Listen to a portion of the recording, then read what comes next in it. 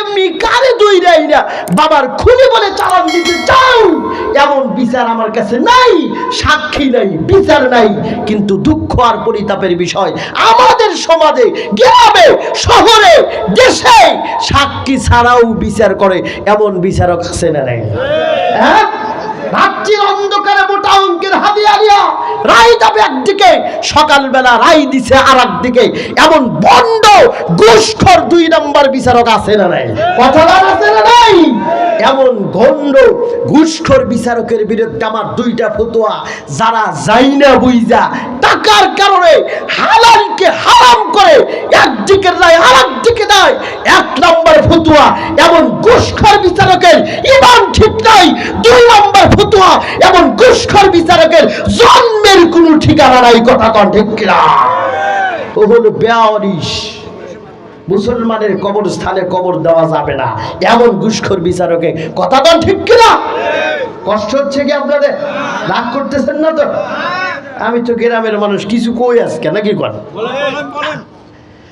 হযরত ওমর ফারুক বললেন, সাক্ষী নাই, কোনো বিচার নাই।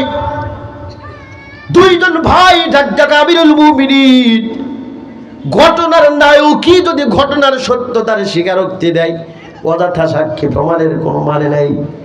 আমিরুল মুমিনিন অবাক হয়ে ডাক কয়, কি বলতে চাও তাই বলো। এমন একটা যুবক যারে আপনি জিগাইলেন ও নিজেই অকপটে শিকার হয়ে যাবে। আমিরুল মুমিনিন অবাক বাক্যে ডাক কয়, কি ব্যাপার? 2 জনের আব্বারে তুমি খুন করছো না, কেমনে মরে গেছে?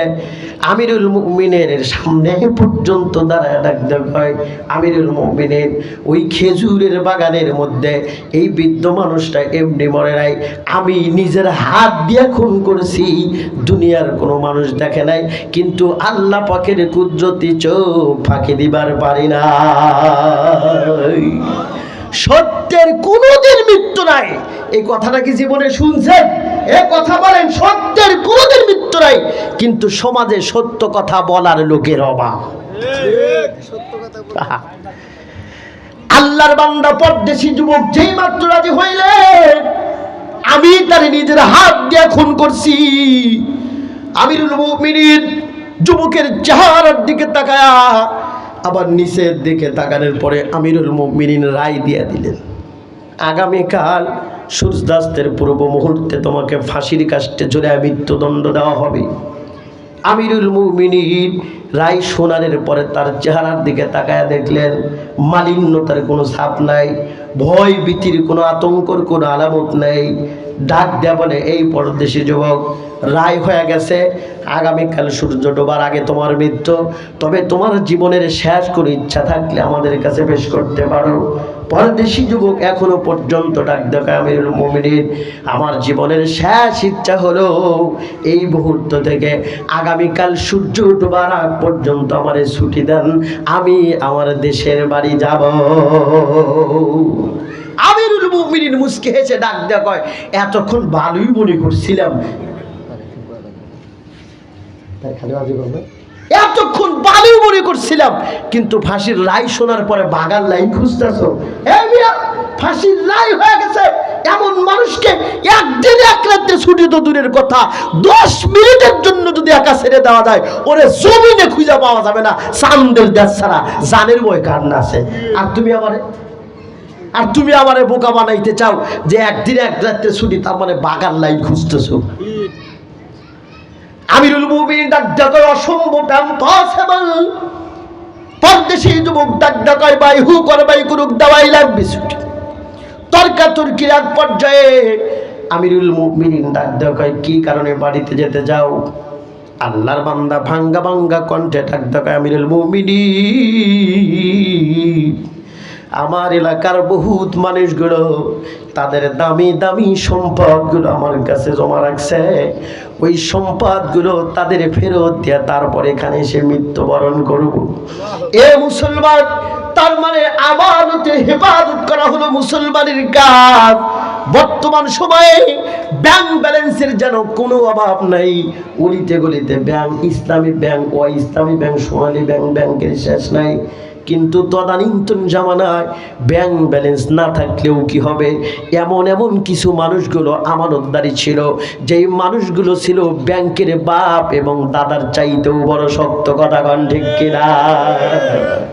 আমার আপনার নবীর কাছে রাত্রিবেলায় কাফের মুশরিকের গোষ্ঠীরা দামি দামি সম্পদগুলো নিয়ে এসে সিরিয়াল ধরছে, ইয়া মুহাম্মদ, এই যে সম্পদগুলো তোমার কাছে জমা দিবার আইছি। আমার পয়গম্বর ডাক দিয়ে কয়, কি ব্যাপার? দিনের বেলা তোমরাই তো আমার বিরুদ্ধে যুদ্ধ চালাও, আমাকে খুন করতে চাও, আর রাত্রি বেলায় তোমাদের দামি সম্পদ দিবার চাও, তার কারণটা কি? কয়, মুহাম্মদ রে, দিনের বেলায় নেতাদের কারণে আর ধর্মের কারণে তোমার বিরুদ্ধে যুদ্ধ চালাই, খুন করতে যাই, কিন্তু রাত্রিবেলা আমাদের দামি সম্পদগুলো কার কাছে জমা দিব? নিজের জন্মদাতা আব্বা আম্মারেও বিশ্বাস পাই না, আমাদের বড় বড় গুরু ঠাকুর তাদেরকেও বিশ্বাস পায় না, যে পরিমাণ বিশ্বাস তোমার ভাই, আল্লাহর কসম করে কই, তোমার কাছে সম্পদ জমা দিয়া যদি আমরা মইরাও যাই, সম্পদের ভিতরে কোনোদিন খেয়ানত হওয়ার উপায় নাই। জোরে জোরে আল্লাহু আকবার। মুসলমান যার চরিত্রের ভিতরে এটা একটা গুণ, মইরাও যদি দেয় অন্যের সম্পদ কখনোই খেয়ানত করতে পারে না। কথা বল ঠিক কিনা? আমাদের সমাজে কিছু মানুষ আছে না, বেটারও সব দিছে, এই বেটা করে সব জায়গা জমি দিছে, বিটি করে জন্মের ফাঁকি দিছে। এটা হলো আমানতের ইন্টারন্যাশনাল খেয়ানত। ফাঁকি দিয়া বুড়া বয়সে হজ করার জন্য যাবে, এজন্য বিটি করে ডাইকে নিয়ে আসা মাথা ধার দেখো, মা তোমাকে কিছু দিবেন পারলাম না, খালি দোয়া দিলাম, তোমাদেরই তো ভাইক দিলাম। এ হলো বন্ড হাসি, ইন্টারন্যাশনাল খারাপ বাজে লোক। এই মানুষটা কাকরাইল মসজিদে যদি মরে, কাকরাইল শীত তলে যদি মাটি দেন, মক্কার হেরেমে যদি মরে, হেরেমের মধ্যেও যদি মাটি দেন, ওর কপালে জান্নাত নাই, ও জাহান্নামী মানুষ। কথা কর ঠিক কিনা? কাকা যদি বাঁচতে চাস, জমির পর্সা দলিল ঠিক করে তারপরে যা, আর তা যদি না হয়, হজরে আসওয়াদ পাথর চুমা খাওয়ার সময় পাথর কয়, আল্লাহ একবার জবান খুলে দাও, আমি ওরে বলবো ডন্ট টাচ মি, তুই আবার টাচ করে আমারে কলঙ্ক কালেমা বানাস না। বোঝেন নাই? গাছের গোড়া গাইতে উপরে পানি ঢালবেন, জীবনেও গাছ তাজা হইব না। শরীয়তের বিধান অমান্য করে আল্লাহ আল্লাহ করুন, জীবনেও আল্লাহ আপনার ডাকে শুনবে না। রাগ করতেছেন কি কেউ? এই এমন মানুষ যদি থাকে, ও শোনা দরকার নাই ভাই, আপনি আস্তে করে উঠে যান, আগে জমির পর্সা ঠিক করেন, তারপরে এসে। রাগ করতেছেন নাকি? এ ঠিক মতো আমি বাড়ি পর্যন্ত যাবার পারবো তো? 17 বছর পর পাইছি বাক স্বাধীনতা, কিছু কমনি না, কি করেন? 17 বছর খালি কইছে হুজুর ইয়া খাওয়া যাবো না, তা খাওয়া যাবো না। এই বছর এসে এই মাহফিল এনতে যাবে একটা কমিটি কয়, হুজুর যা পারেন তাই করবেন। সমস্যা আছে কি আপনার ঘরে? কিছু কমনি। সেটি হলো কি, মুসলমান মহিলাও যদি যায়, পরের সম্পদ কখনোই নিজের মনে করে খাইতে পারে না, এই কথা। সেটি হলো কি, আল্লাহ রাসূলের কাছে একজন গরিব মানুষ আইছে, আসার পরে ডাক দেখো, গো রাসূল জীবন চলে না, ভিক্ষা দেন। তো নবীজি বললেন, আমার কাছে নাই, তো আমার একজন ভক্ত আছে, তার নাম হলো হযরতে ওসমান। কি নাম? নাম জীবনে শুনছেন? উনি ধনী মানুষ না গরিব? আরে চূড়ান্ত ধনী। খালি ধনী কইলে হইব না, কারণ হলো কি, আল্লাহ পাক কোরআনে কারীমের মধ্যে বলেন, আল্লাহু গনিয়্যু ওয়া আনতুমুল ফুকারা। আল্লাহ পাক বলেন, শুধুমাত্র কেবলমাত্র আমি ধনী, আর তোমরা পৃথিবীতে যারা আছো সব হলো ফকির। তাহলে চেয়ারম্যান মেম্বার আরো যারা আছেন এর মধ্যে সব আমরা কি? আমরা কি? আমরা পুরুষ মানুষ যদি ফকির হয়, মহিলা মানুষগুলো কি? বাড়িতে গেলে আবার ঝামেলা বাঁচবে না তো আমরা করে? আর আমি তো দূরের মানুষ, সাহস করেন, যা হবে হবে, দেখা যাবে কাল সকালে, আমি তো আর নাই, নাকি কন? জোরে কন। আমরা পুরুষগুলো ফকির হয়ে, মহিলা মানুষগুলো কি? এদেশের সাবেক প্রেসিডেন্ট যারা ছিল, খালেদা জিয়া, শেখ হাসিনা, কি নাম কয়া দেব তো? এই যে এই কথা যে হুজুর যা পারেন কোন কোনো সমস্যা নেই, তবে একটা কথা হলো মা ইয়ালফিজু মিন কাউলিন ইল্লা লাদাইহি রাকিবুন আতীদ। আল্লাহ পাক বলেন প্রত্যেকজন মানুষের সাথে দুইজন ফেরেশতা মৃত্যুর আগ পর্যন্ত থাকবে। খাওয়া নাই, যৌবন নাই, ঘুম নাই, রাজনীতি নাই, যখন যা বলবা রেকর্ডিং করে আল্লাহর কাছে জমা দেবে। এই জন্য খারাপ কথা বলা যাবে না, ভালো কথা বলতে হবে। কথার স্কেল ক্রস করা যাবে না, কথার স্কেল কইরা কথা বলতে হবে। স্কেল ক্রস যদি করেন দুনিয়াতেও যেমন ধরা, মরার পরেও আল্লাহ পাকের কাছে ধরা। স্কেল ক্রস করলেই ইহকাল পরকাল ধ্বংস। আমার একজন সাধারণ কাঠ মিস্ত্রি কইছে, বেটা কথায় খুন হয় আর কথায় আবার গুণ হয়। এই কথার তরজমা আমি আগে বুঝি নাই, কিন্তু 2024 সালের 5 আগস্টে এসে বুঝছি। সেটি হলো কি, কথায় খুন হয় আর কথায় গুণ হয়। কথায় ভালো কথায় কি পরিমাণ গুণ হয় আর খারাপ কথায় কি পরিমাণ গুণ হয় সেটা হলো কাদের কাকার কথায় বোঝা যায়। হ্যাঁ, কাদের কাকা কয় আসো খেলা হবে, এই খেলা হবে। কাকার চেহারার দিকে তাকায় দেখেন, কথা বলতে জান আসে যায়, কয় খেলা হবে।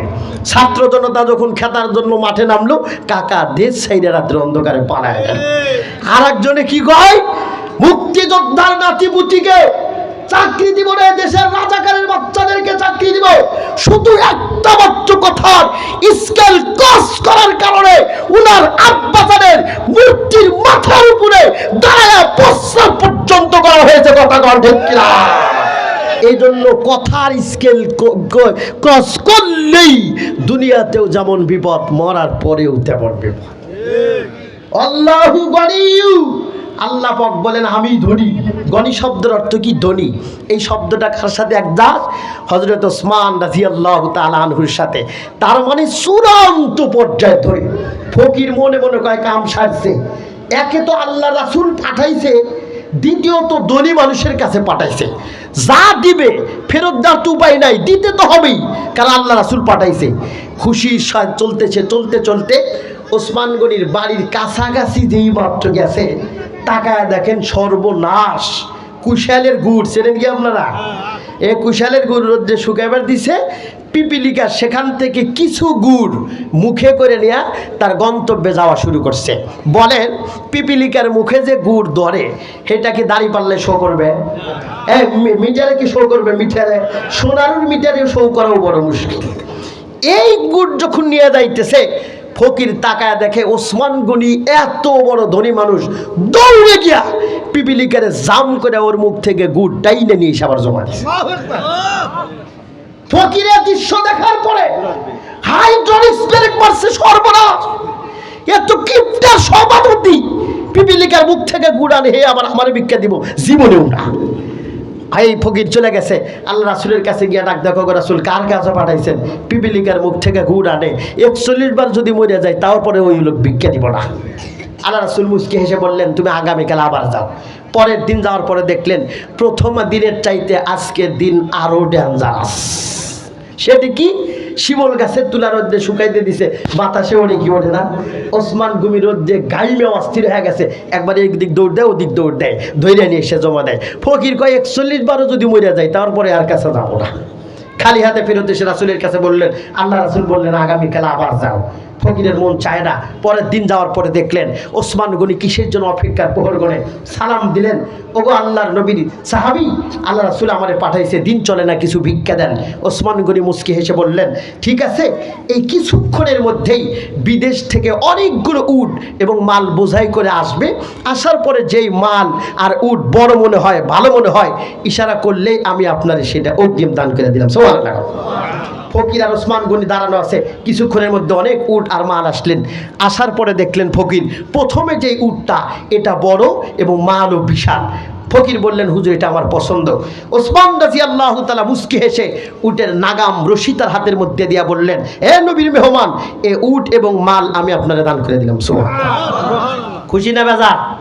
টানতেছে টানতেছে, উটের সিস্টেম হলো পিপিলিকার মতো, সামনেরটা যেদিকে যায় পিছনের গুলো সব না বুঝে সেদিকে যায়, সবগুলো যাওয়া শুরু করছে। ওসমান রাদিয়াল্লাহু তাআলা আনহু প্রতিবন্ধকতা তৈরি করলেন না, নীরবতার সাথে মুস্কি হেসে হাত উঁচা করে বললেন, হে নবীর মেহমান, যতগুলো উট আর মাল তোমার লগে যাবে সবগুলো আনন্দ চিত্তে আমি তোমাকে দান করে দেব। ফকির খুশি না দাদা?